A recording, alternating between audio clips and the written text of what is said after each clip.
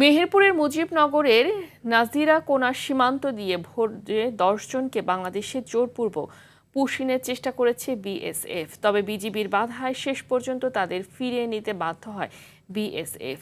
Push in ঠেকাতে বিজিবির সঙ্গে সীমান্ত এলাকায় লোকজন পাহারা দিচ্ছেন।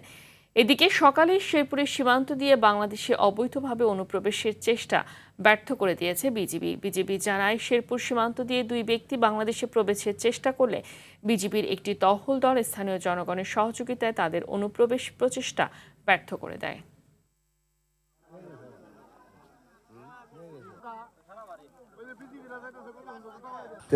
দালালের মাধ্যমে দালাল আবার 2 নম্বরে ঘুরি আবার পাঠাইয়া দিছে, ধরা পড়ছে ইন্ডিয়ান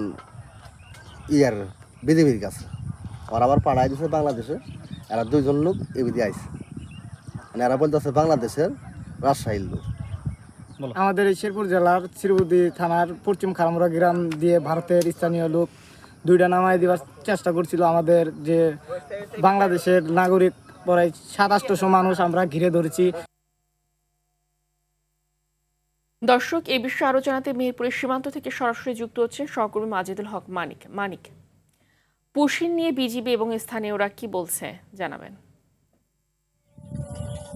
আসলে পুশিং নিয়ে বিজিবি এবং স্থানীয়দের অভিযান বা অবস্থান বরাবরের মতোই কিন্তু আসলে খুব শক্ত। যেমন আজকে আমরা মুজিবনগরের নাজিরা কোনার সীমান্তের যে সংবাদটি পেয়েছি যে সেখানে বিএসএফ কাঁটাতারের বেড়া খুলে কিছু মানুষকে বাংলাদেশে তারা পুশিং করার চেষ্টা করেছিল এবং সেটি খবর পাওয়ার সাথে সাথেই স্থানীয় যে বিজিবি ক্যাম্পের জওয়ানরা আছেন এবং স্থানীয় মানুষ যারা আছেন তারা কিন্তু যৌথভাবে তাদেরকে ইন্ডিয়াতে পাঠাতে বাধ্য করা হয়েছে এমনটি আমাদেরকে জানিয়েছেন স্থানীয়রা।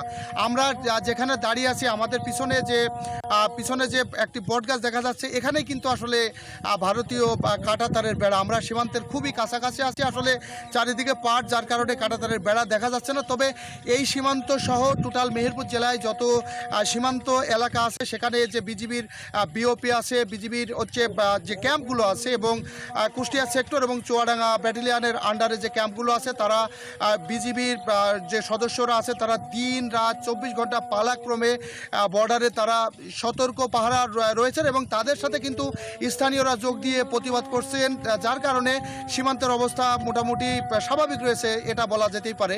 ফাহমিদা, ধন্যবাদ আপনাকে।